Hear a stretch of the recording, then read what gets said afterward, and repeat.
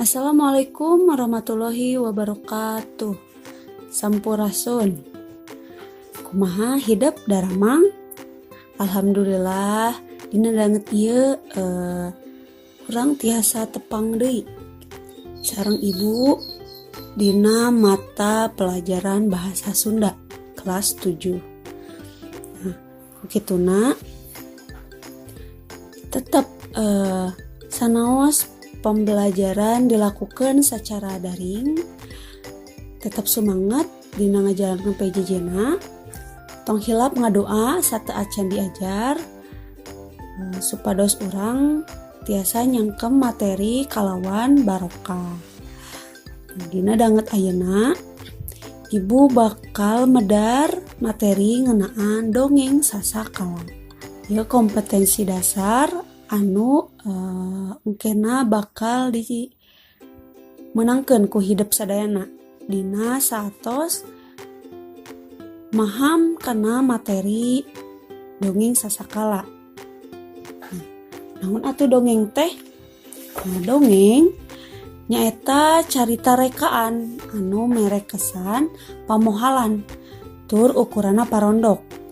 Kesan pamohalan ieu sifatna teu mungkin. Upama wae dina dongeng teh aya sato anu bisa nyarita kawas manusia. Aya oge jalma jadi mau jeung sajabana. Eta dina dongeng mah aya unsur pamohalan atau tidak mungkin itu terjadi di kehidupan nyata. Saterasna si dongeng teh umumna ngandung atikan moral. Upamana wae jalma anu bener tangtu bakal menang kebahagiaan. Sebalikna jalma anu salah bakal menang kasusah atawa cilaka. Dina dongeng teh sok aya unsur pientengeun atawa sok aya wae picontoheun. Anu disebut picontoheun mah kalakuan anu hade anu kudu diturutan. Sabalikna lamun pientengeun mah nya urang ngukur kakujur ka diri urang. Eta teh benar atau malah mungkin jadi cilaka. Saterasna unsur-unsur dina dongeng. Anu kahiji aya tema atau ide, anu kadua aya galur atau plot, anu katilu tokoh, anu kaopat latar, sareng anu kalima aya amanat. Unsur-unsur ieu teh anu ngukuhan dina besi dongengna. Jadi di dongeng teh aya temana bisa rupa-rupa. Galurna oge tokohna gumantung kana jenis dongengna. Eta sasatoan atau jalma biasa. Latarna oge nyaluyukeun jeung besi dongengna. Amanat pun kitu deui. Fungsi dongeng. Nah urang tebet kudu apal kana fungsi dongengna nyarira. Lantaran ku kadiekeun mah anu tadina fungsi dongeng teh mangrupa hiburan atau caritaan ti kolot ka budak nalika rek sare.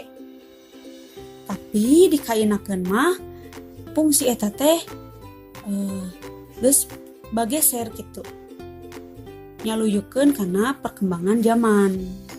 Lantaran ayeuna mah barudak teh resep kana main gadget. Kituna hayu urang sami-sami mikawano deui dongeng-dongeng anu aya di lembur urang. Leuwih sae deui pami urang apal dongeng wewengkon ti daerah sejen gitu. Jinten fungsi dongeng teh anu kahiji ngarah anak incu urang teh nyaho kana turunan. Anu kedua ngarah anak incu urang nyaho kana pancakaki. Nu katilu ngarah anak incu urang nyaho kana asal muasalna hiji tempat. Anu kaopat ngarah anak incu urang nyaho kana kaayaan lemburna, boh eta kaayaan alamna, boh kaayaan tali parantina. Salajengna nyeta ngarah anak incu urang manggiluang tina pagawean karuhun pikeun bekal hirupna. Anu pamungkas ngarah pagaweanna teh teu berat jeung karasa leuwih hampang. Saterasna aya jenis-jenis dongeng. Anu kahiji, dongeng sasatoan, dongeng sasakala, dongeng babad atau sage, dongeng parabel, dongeng mite, yang pamungkas dongeng pamuk. Urang pedar hiji-hiji. Anu kahiji nyaeta dongeng sasatoan. Nah, dongeng sasatoan ieu sok disebut oge pabel. Nyaeta dongeng anu palakuna teh nyaeta sasatoan sarta paripolahna teh anu dicaritakeun kawas jelema. Upamana bae bisa nyarita jeung ngagunakeun akal pikiran sakumaha manusa kitu. Contohna teh aya dongeng sakadang kuya jeung sakadang monyet, dongeng sakadang maung jeung sakadang singa, jeung dongeng sakadang pecang jeung buaya. Salerosna seueur pisan. Nah, jadi ieu mah nyaritakeun sasatoan anu kalakuanna teh dicaritakeun siga percis manusa nyata boga akal teh. Anu kadua nyata dongeng sasakala. Nah, dongeng sasakala atawa sok disebut oge legenda nyata dongeng anu eusina nyaritakeun asal muasal kajadian hiji tempat, hiji barang, sasatoan atawa tutuwuhan. Contohna sasakala situ Bagendit, sasakala Talaga Warna, sasakala Gunung Tangkuban Parahu jeung sajebana. Nah, jadi ieu aya mitos atau legenda hiji tempat, hiji barang, sasatoan atau tutuwuhan. Salajengna nyaeta dongeng babad atau sage. Nyata dongeng anu eusina nyaritakeun kejadian atawa jelema anu ngandung unsur sajarah. Disebut dongeng anu ngandung unsur sajarah teh upamana tempat jeung kajadianana aya dina sajarah. Tapi palaku-palaku jeung isi caritana mah ukur karangan. Henteu aya di kieu. Bisa oge palakuna aya dina sajarah, tapi kajadian yang isi caritanana ukur karangan.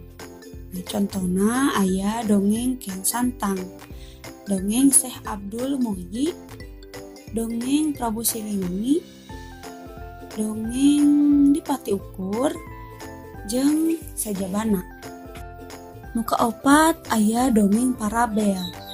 Nah, dongeng jalma biasa anu atau sok disebut parabel nyaeta dongeng anu eusina nyaritakeun kahirupan jalma biasa. Nah, contoh dongeng ieu anu kamansur di sastra Sunda mah nyaeta dongeng Si Kabayan. Dongeng mite nyaeta carita tradisional anu palakuna makhluk supranatural kalawan make latar tempat suci sarta latar waktu zaman purba. Nah, biasana caritana aya patalina jeung mimiti di jeuna alam dunia katut eusina parobahan dunia jeung ancurna alam dunia. Nah, contohna wae Nyi Roro Kidul. Anu pamungkas nyaeta dongeng pamuk. Dongeng pamuk nyaeta dongeng anu nyaritakeun kagagahan atawa kasaktian hiji jalma sarta biasana aya patalina jeung tokoh atau kejadian sejarah.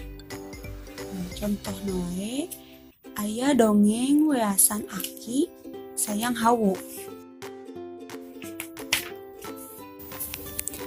Alhamdulillahirobbilalamin, kumaha hidup ngartos. Nah, dina lawungan dinten ieu hidup kedah tiasa ngabentenkeun jenis-jenis dongeng anu tadi aya genep teh. Nah, kumaha cara ngabentenkeunna? nya urang tinggal dina definisi sareng eusi dongengna nyalira gitu. Pami dongengna ngabahas tentang sasatoan, otomatis jenis dongeng anu ku hidup dibaca nyaeta dongeng sasatoan gitu. Mung sakitu anu tiasa didugikeun ku ibu. Mudah-mudahan materi anu didugikeun tiasa kenging manfaat anu jembar. Nah, teu kenging hilap, teu kenging ngan saukur menangkeun ilmu ti ibu hungkul. Ibu miharep saderek tiasa milarian deui bawa eta dina buku, dina majalah, dina dongeng nyalira, atanapi tiasa dina internet anu leuwih jembar deui. Ku kituna ibu amit mundur, amit mungkur. Hapunten bilih aya kalepatan, bilih aya tutur saur anu teu kaukur, rek basa anu pasalia.